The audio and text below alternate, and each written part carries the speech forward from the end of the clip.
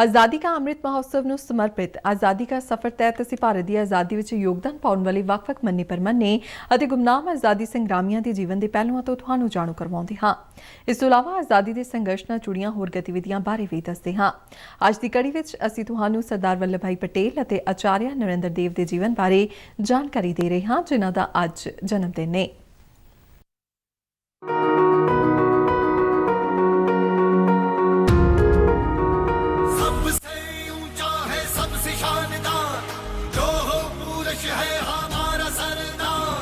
ਅੱਜ ਯਾਨੀ 31 ਅਕਤੂਬਰ ਵਾਲੇ ਦਿਨ 1875 ਨੂੰ ਦੇਸ਼ ਦੇ ਪਹਿਲੇ ਉਪ ਪ੍ਰਧਾਨ ਮੰਤਰੀ ਸਰਦਾਰ ਵੱਲਭ ਭਾਈ ਪਟੇਲ ਦਾ ਜਨਮ ਹੋਇਆ ਸੀ।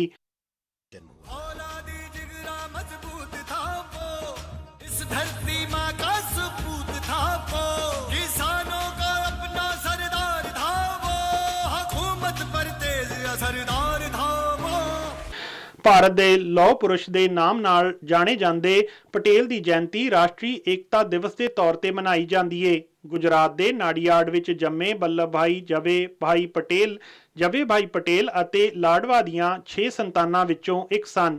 ਵੱਲਭ ਭਾਈ ਪਟੇਲ ਨੇ ਕਾਨੂੰਨ ਦੀ ਪੜ੍ਹਾਈ ਕੀਤੀ ਅਤੇ ਗੋਧਰਾ ਵਿੱਚ ਵਕਾਲਤ ਕਰਨ ਲੱਗੇ। 1910 ਵਿੱਚ ਕਾਨੂੰਨ ਵਿੱਚ ਉਚੇਰੀ ਸਿੱਖਿਆ ਹਾਸਲ ਕਰਨ ਲਈ ਉਹ ਇੰਗਲੈਂਡ ਗਏ। ਉੱਥੇ ਉਹਨਾਂ ਨੇ ਸਖਤ ਮਿਹਨਤ ਕੀਤੀ ਅਤੇ ਰੋਮਨ ਕਾਨੂੰਨ ਵਿੱਚ ਪਹਿਲੇ ਨੰਬਰ ਤੇ ਰਹੇ। ਉਹਨਾਂ ਨੂੰ ਪੁਰਸਕਾਰ ਦਿੰਦੇ ਹੋਏ 3 ਸਾਲ ਦੀ ਬਜਾਏ 2 ਸਾਲ ਮਗਰੋਂ ਹੀ ਬਾਰ ਵਿੱਚ ਬੁਲਾ ਲਿਆ ਗਿਆ।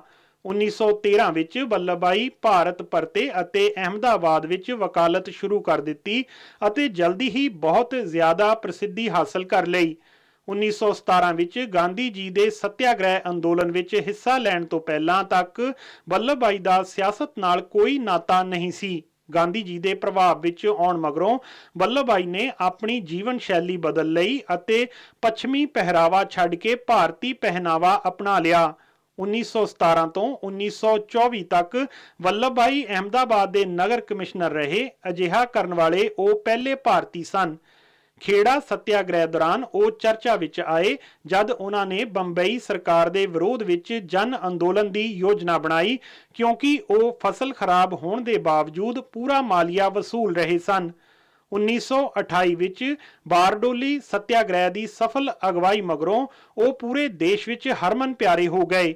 ਇੱਥੇ ਉਹਨਾਂ ਨੇ ਟੈਕਸਾਂ ਦੇ ਵਾਧੇ ਦੇ ਵਿਰੋਧ ਵਿੱਚ ਜ਼ਿਮੀਂਦਾਰਾਂ ਦੇ ਅੰਦੋਲਨ ਦੀ ਅਗਵਾਈ ਕੀਤੀ ਸੀ। ਬਾਰਡੋਲੀ ਅੰਦੋਲਨ ਵਿੱਚ ਉਹਨਾਂ ਦੀ ਕੁਸ਼ਲ ਅਗਵਾਈ ਦੇ ਕਾਰਨ ਹੀ ਉਹਨਾਂ ਨੂੰ ਸਰਦਾਰ ਦੀ ਉਪਾਧੀ ਮਿਲੀ। ਉਹ ਵਿਵਹਾਰਕ, ਫੈਸਲਾਕੁਨ ਅਤੇ ਸਖਤ ਨੇਤਾ ਮੰਨੇ ਜਾਂਦੇ ਸਨ ਅਤੇ ਅੰਗਰੇਜ਼ ਉਹਨਾਂ ਨੂੰ ਖਤਰਨਾਕ ਦੁਸ਼ਮਣ ਮੰਨਦੇ ਸਨ। 1930 ਵਿੱਚ ਨਮਕ ਸੱਤਿਆਗ੍ਰਹਿ ਤੋਂ 1942 ਵਿੱਚ ਕਾਂਗਰਸ ਦੇ ਭਾਰਤ ਛੱਡੋ ਅੰਦੋਲਨ ਦੇ ਸ਼ੁਰੂ ਹੋਣ ਤੱਕ ਸਰਦਾਰ ਪਟੇਲ ਕਈ ਵਾਰ ਜੇਲ੍ਹ ਗਏ ਅਤੇ ਕਈ ਵਾਰ ਉਹਨਾਂ ਨੂੰ 1 ਸਾਲ ਤੋਂ ਵੱਧ ਸਮੇਂ ਲਈ ਜੇਲ੍ਹ ਵਿੱਚ ਰੱਖਿਆ ਗਿਆ। ਆਜ਼ਾਦੀ ਮਗਰੋਂ ਸਰਦਾਰ ਵੱਲਭ ਭਾਈ ਪਟੇਲ ਨੂੰ ਦੇਸ਼ ਦਾ ਉਪ ਪ੍ਰਧਾਨ ਮੰਤਰੀ ਬਣਾਇਆ ਗਿਆ। ਇਸ ਦੇ ਨਾਲ ਹੀ ਉਹਨਾਂ ਨੂੰ ਗ੍ਰਹਿ ਅਤੇ ਸੂਚਨਾ ਤੇ ਪ੍ਰਸਾਰਣ ਮੰਤਰਾਲੇ ਦੀ ਜ਼ਿੰਮੇਵਾਰੀ ਸੌਂਪੀ ਗਈ। ਉਥਲ-ਪੁਥਲ ਭਰੇ ਇਹਨਾਂ ਦਿਨਾਂ ਦੌਰਾਨ ਸਰਦਾਰ ਪਟੇਲ ਨੇ 560 ਤੋਂ ਵੱਧ ਰਿਆਸਤਾਂ ਨੂੰ ਭਾਰਤੀ ਸੰਘ ਵਿੱਚ ਸ਼ਾਮਲ ਕਰਨ ਦਾ ਬਹੁਤ ਔਖਾ ਤੇ ਹੈਰਾਨੀਜਨਕ ਕੰਮ ਕੀਤਾ। ਇਹ ਮਹੱਤਵਪੂਰਨ ਕੰਮ ਉਹਨਾਂ ਨੇ ਪੂਰੀ ਸਫਲਤਾ ਨਾਲ ਮੁਕੰਮਲ ਕੀਤਾ। ਵੀਪੀ ਮੈਨਨ ਦੀ ਸਹਾਇਤਾ ਨਾਲ ਸਰਦਾਰ ਪਟੇਲ ਨੇ ਇੰਸਟਰੂਮੈਂਟ ਆਫ ਐਕਸੈਸ਼ਨ ਦਾ ਮਸੌਦਾ ਤਿਆਰ ਕੀਤਾ, ਜਿਸ ਉੱਪਰ ਇਹਨਾਂ ਰਿਆਸਤਾਂ ਦੇ ਰਜਵਾੜਿਆਂ ਨੇ ਦਸਤਖਤ ਕਰਵਾਏ ਗਏ, ਪਰ ਜੋਧਪੁਰ, ਜੂਨਾਗੜ੍ਹ, ਹੈਦਰਾਬਾਦ ਅਤੇ ਕਸ਼ਮੀਰ ਵਰਗੀਆਂ ਕੁਝ ਰਿਆਸਤਾਂ ਸੰਯੁਕਤ ਭਾਰਤ ਵਿੱਚ ਸ਼ਾਮਲ ਹੋਣ ਤੋਂ ਹਿਚਕਿਚਾ ਰਹੀਆਂ ਸਨ ਜਾਂ ਚਾਹਵਾਨ ਹੀ ਨਹੀਂ ਸਨ। ਸਰਦਾਰ ਪਟੇਲ ਨੇ ਉਹਨਾਂ ਨਾਲ ਮਜ਼ਬੂਤੀ ਅਤੇ ਦ੍ਰਿੜ ਇਰਾਦੇ ਨਾਲ ਰਾਜਨੇਤਾ ਵਜੋਂ ਗੱਲਬਾਤ ਕੀਤੀ ਤੇ ਭਾਰਤੀ ਸੰਘ ਵਿੱਚ ਉਹਨਾਂ ਦਾ ਰਲੇਵਾਂ ਕਰਨ ਵਿੱਚ ਕਾਮਯਾਬ ਰਹੇ। ਸਰਦਾਰ ਸੰਵਿਧਾਨ ਸਭਾ ਦੇ ਸੀਨੀਅਰ ਮੈਂਬਰ ਸਨ ਅਤੇ ਘੱਟ ਗਿਣਤੀਆਂ, ਜਨਜਾਤੀਆਂ ਤੇ ਬਾਹਰੀ ਖੇਤਰਾਂ, ਮੂਲ ਅਧਿਕਾਰਾਂ ਤੇ ਪ੍ਰਦੇਸ਼ਿਕ ਸੰਵਿਧਾਨਾਂ ਲਈ ਜ਼ਿੰਮੇਦਾਰ ਕਮੇਟੀ ਦੇ ਪ੍ਰਧਾਨ ਵੀ ਸਨ। ਸਰਦਾਰ ਪਟੇਲ ਨੇ ਭਾਰਤੀ ਪ੍ਰਸ਼ਾਸਨਿਕ ਸੇਵਾ ਅਤੇ ਭਾਰਤੀ ਪੁਲਿਸ ਸੇਵਾ ਦੀ ਸਥਾਪਨਾ ਵਿੱਚ ਵੀ ਮਹੱਤਵਪੂਰਨ ਭੂਮਿਕਾ ਨਿਭਾਈ। ਉਹ ਆਲ ਇੰਡੀਆ ਸਰਵਿਸ ਨੂੰ ਦੇਸ਼ ਦਾ ਸਟੀਲ ਫਰੇਮ ਕਹਿੰਦੇ ਸਨ। 1950 ਵਿੱਚ ਸਰਦਾਰ ਪਟੇਲ ਦੀ ਸਿਹਤ ਤੇਜ਼ੀ ਨਾਲ ਡਿੱਗਣ ਲੱਗੀ। 15 ਦਸੰਬਰ 1950 ਨੂੰ ਬੰਬਈ ਦੇ ਬਿਰਲਾ ਹਾਊਸ ਵਿੱਚ ਉਹਨਾਂ ਦਾ ਦੇਹਾਂਤ ਹੋ ਗਿਆ। ਅਨੇਕ ਦੇਸ਼ਾਂ ਦੀਆਂ ਸਰਕਾਰਾਂ ਅਤੇ ਨੇਤਾਵਾਂ ਨੇ ਉਹਨਾਂ ਦੇ ਦੇਹਾਂਤ ਤੇ ਸ਼ੋਕ ਸੁਨੇਹੇ ਭੇਜੇ। ਉਹਨਾਂ ਦਾ ਅੰਤਿਮ ਸੰਸਕਾਰ ਬੰਬਈ ਦੇ ਸੋਨਾਪੁਰ ਵਿੱਚ ਕੀਤਾ ਗਿਆ, ਜਿੱਥੇ 10 ਲੱਖ ਲੋਕ ਸ਼ਾਮਲ ਹੋਏ। 1991 ਵਿੱਚ ਭਾਰਤ ਸਰਕਾਰ ਨੇ ਸਰਦਾਰ ਪਟੇਲ ਨੂੰ ਮਰਨ ਉਪਰੰਤ ਦੇਸ਼ ਦੇ ਸਭ ਤੋਂ ਵੱਡੇ ਨਾਗਰਿਕ ਸਨਮਾਨ ਭਾਰਤ ਰਤਨ ਪ੍ਰਦਾਨ ਕੀਤਾ।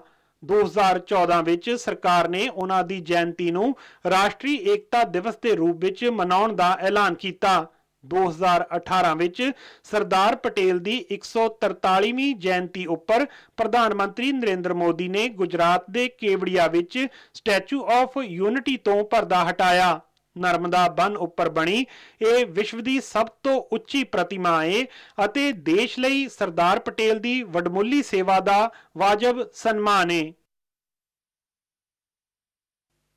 ਅੱਜ ਆਚਾਰਿਆ ਨਰਿੰਦਰ ਦੇਵ ਦੀ ਵੀ ਜਯੰਤੀ ਹੈ। ਭਾਰਤੀ ਸਮਾਜਵਾਦ ਦੇ ਸਭ ਤੋਂ ਵੱਧ ਪ੍ਰਭਾਵਸ਼ਾਲੀ ਨੇਤਾਵਾਂ ਵਿੱਚੋਂ ਇੱਕ ਆਚਾਰਿਆ ਨਰਿੰਦਰ ਦੇਵ ਦਾ ਜਨਮ ਉੱਤਰ ਪ੍ਰਦੇਸ਼ ਦੇ ਸੀਤਾਪੁਰ ਵਿੱਚ 31 ਅਕਤੂਬਰ 1899 ਵਿੱਚ ਹੋਇਆ ਸੀ।